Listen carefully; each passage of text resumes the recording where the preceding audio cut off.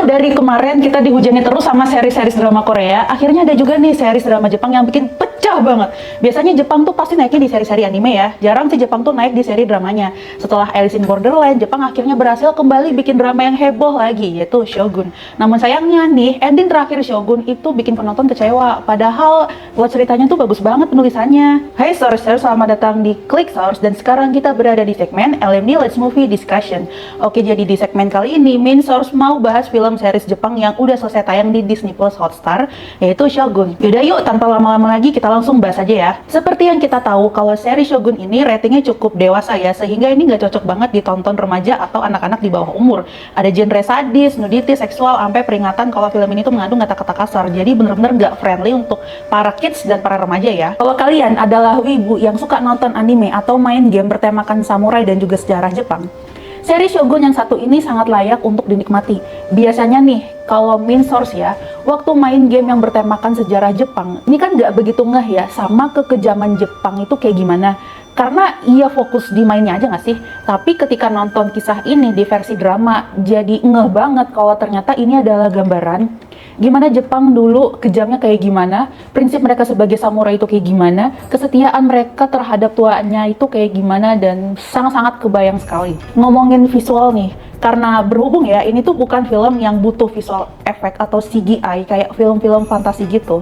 Jadi teknik pengambilan gambar dan juga kameranya, ini Main Source lumayan suka banget.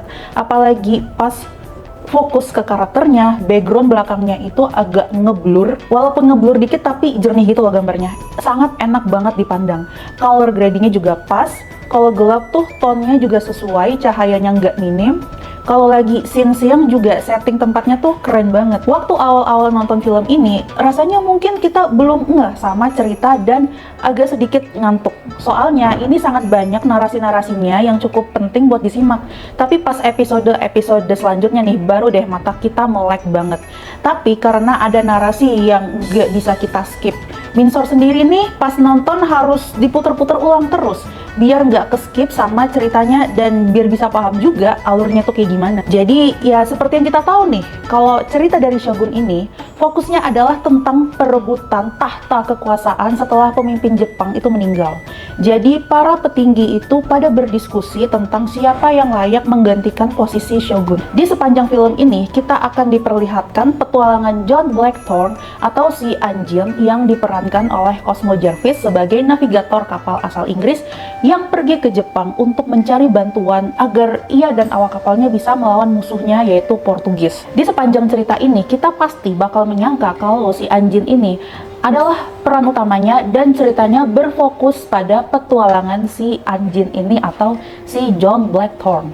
Tapi kalau menurut Main Source ya, fokus cerita ini tuh sebenarnya tentang perseteruan antara Tuan Toranaga sama Ishido aja, yang melibatkan karakter-karakter lain pada ikutan mikirin mau mihak kemana dan siapa yang akan menang untuk jadi pemimpin Jepang. Sebenarnya untuk peran utamanya nih ada banyak perdebatan juga siapa yang jadi main karakternya. Ada yang bilang si Yabushige atau si Anjin. Kalau menurut Main Source nih, sebetulnya ya peran utamanya itu ya tetap si Tuan Toranaga itu yang diperankan oleh Hiroyuki Sanada. Kalian pada setuju nggak sama Main Source kalau karakter Tuan Toranaga ini paling favorit? Dia itu sangat pintar bikin prediksi dan sangat tegar gitu sama pendiriannya dan ngehadapin masalahnya. Walaupun bawahannya juga ada yang protes sama keputusannya. Tapi di sini kita bisa lihat gimana keteguhan setiap para pemainnya sama pendirian mereka. Si Toranaga ini juga udah tahu dari awal kalau si Yabushige itu sebetulnya mengkhianati dia. Dan juga ternyata si Muraji ini adalah mata-matanya Toranaga. Si Muraji ini adalah seorang samurai yang menyamar jadi nelayan. Lalu ketika keputusan si Toranaga ini menyerahkan diri ke Ishido, semua bawahannya kan pada gempar tuh, termasuk si Anjin. Banyak yang meragukan kesetiaannya ke si Toranaga karena mereka nggak mau mati gitu istilahnya. Tapi keputusannya si Toranaga ini benar-benar plot twist banget deh. Apalagi waktu dia mengutus si Mariko tuh buat yang maju gitu istilahnya. Sampai diprotes juga kan sama si Anjin kalau si Toranaga ini kok punya ribuan pasukan laki-laki tapi malah mengutus bawahan perempuannya si Mariko. Tuan Toranaga itu udah punya banyak prediksi dan beliau tuh emang udah siap banget kalau memang harus kehilangan nyawa anak buahnya dan juga orang-orang terdekatnya. Bahkan dia sendiri tuh sebetulnya udah siap mati. Keputusannya ternyata malah bikin perang antara Ishido dan Tuan Toranaga ini nggak jadi. Plot twist banget kan? Dan dan mereka tuh sebetulnya jadinya nggak harus perang. Ini sebetulnya adalah sebuah plot twist cerita yang penulisannya tuh bagus banget kalau menurut Min Source. Tapi banyak gitu ya yang kecewa sama seri Shogun gara-gara endingnya nggak jadi perang.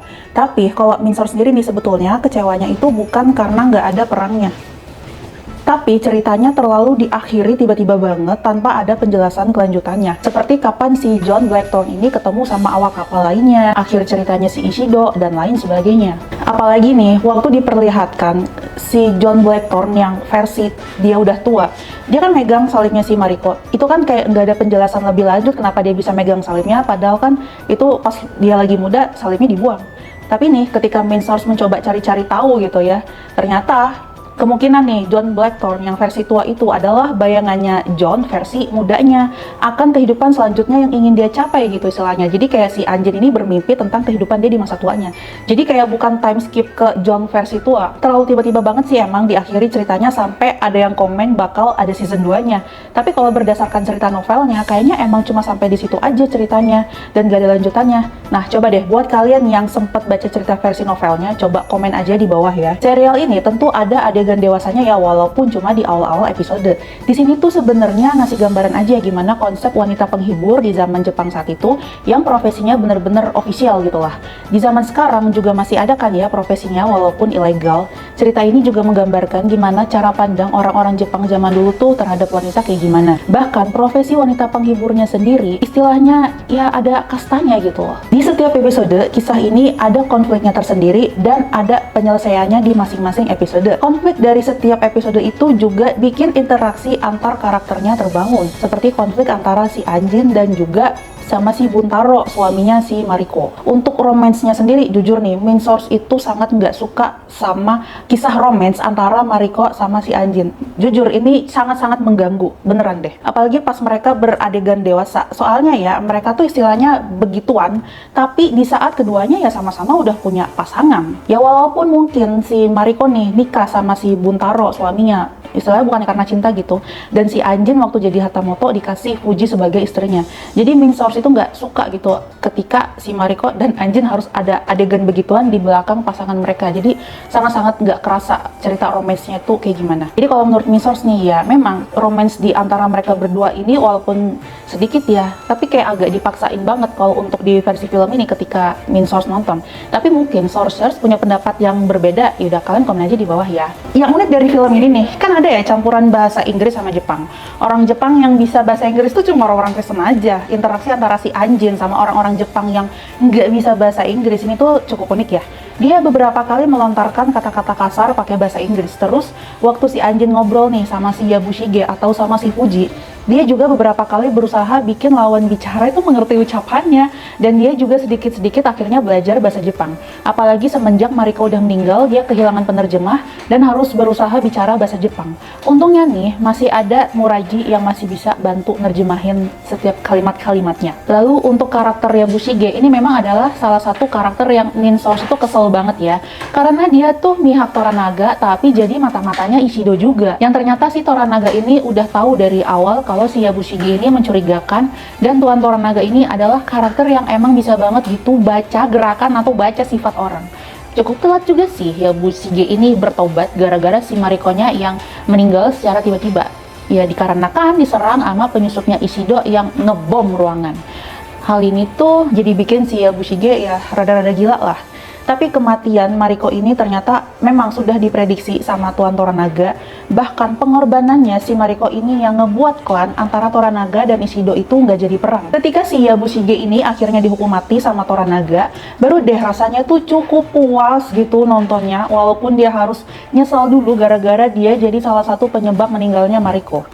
Terakhir, serial Shogun ini jadi bikin Min Source tertarik buat nyari tahu tentang sejarah Jepang yang lainnya, dan juga tentang samurai. Apalagi istilah-istilah di film ini juga cukup menarik untuk ditelusuri ya, seperti apa itu seppuku, yaitu sebuah tindakan bunuh diri samurai untuk mati secara terhormat daripada tertangkap musuh. Seppuku juga dilakukan untuk menghormati dan menunjukkan kesetiaan pada tuan mereka dan juga mempertahankan prinsipnya. Seppuku ini sebetulnya hampir sama ya kayak harakiri, cuma bedanya kalau harakiri itu adalah sebutan untuk yang kurang terhormat aja, tapi memang sama gitu. Oke, secara keseluruhan Min Source mau kasih rating ini 8,5 banding 10 aja deh. Tadinya mau kasih 9 ke atas ya, tapi gara-gara main source tuh nggak terlalu suka sama romance, jadinya 8,5 aja mungkin udah cukup kali ya. Nah, gimana menurut sources nih? Kalau kalian ada pendapat lain, komen aja di bawah ya. Jangan lupa subscribe channel Klik Source untuk menikmati konten-konten kami yang lainnya. Follow juga sosial media kami supaya nggak ketinggalan update berita-berita fresh setiap harinya. See you! Sayonara!